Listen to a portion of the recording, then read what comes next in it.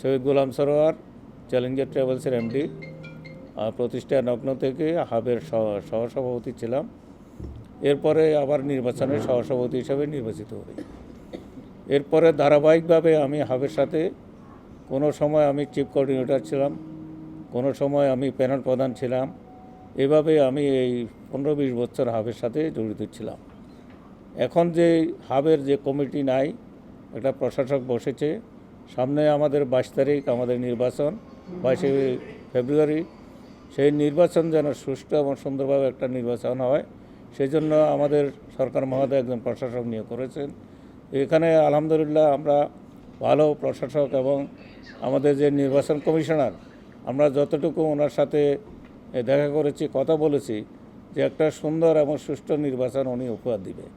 সেই নির্বাচনের জন্য আমি আপনাদের সবার যদি সহযোগিতা পাই, সেই নির্বাচনে আমি অংশগ্রহণ করার জন্য চেষ্টা করছি। এখনও আমাদের কোনো প্যানেল ঘোষণা আমরা করি নাই। আমরা অচিরেই একটা বড় মিটিং করে আমাদের প্যানেল পরিস্থিতিটা আমরা ঘোষণা করব, প্যানেল প্রধান বা প্যানেলের ঘোষণা করব। তো এখানে হাবে অনেক সমস্যা আছে। হাবের যে পল্লী নামক, সেখান থেকে আমাদের 10 কোটি টাকা একটা ড্যাবের জমি, যে জমিটা খাস জমি, সেই জমিটা দিয়ে আমাদের 10 কোটি টাকা তসরুপ করেছে। তারপরে হাবের আমাদের কোটার ব্যাপার আছে, যে আমাদের 250 কোটা ছিল গত বছর, এবছর আমরা 100 কোটা আমরা দাবি করেছি। তারপরে আমাদের মাল্টিপল ভিসা নাই। তারপরে আমাদের কিছু পাওনা, কিছু টাকা আছে। আমাদের বড় মিটিংয়ে, যে কোনো একটা বড় মিটিংয়ে আমরা প্যানেল ঠিক করে প্যানেল ঘোষণা করব। এখন আমরা প্যানেল ঘোষণা করতেছি না। তো এখন আমরা নির্বাচনের ব্যাপারে আমরা প্রস্তুতি নিচ্ছি। কে প্যানেল হবে না হবে সেটা আপনারাই ঠিক করবেন। এখানে যারা আমাদের ভোটার আছে, মোটামুটি আমরা সবাইকে আমন্ত্রণ করব।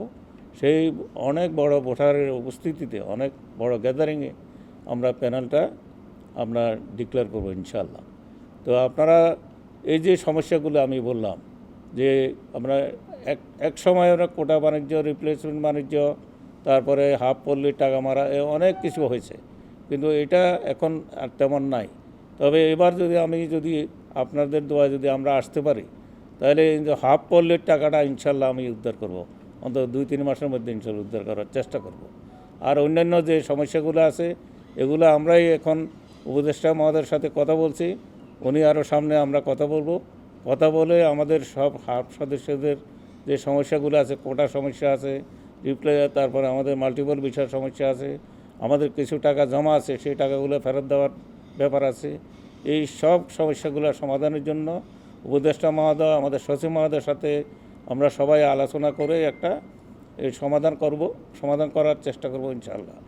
তো আপনারা এই সুন্দর এবং সুষ্ঠু নির্বাচনে যেন আমরা আগাই যেতে পারি এবং যেন আমরা একটা নির্বাচিত হতে পারি সবাই, আমাদের এই প্যানেলটা, এই জন্য আপনাদের সবার সহযোগিতা কামনা করে আমার এই বক্তব্য শেষ করছি।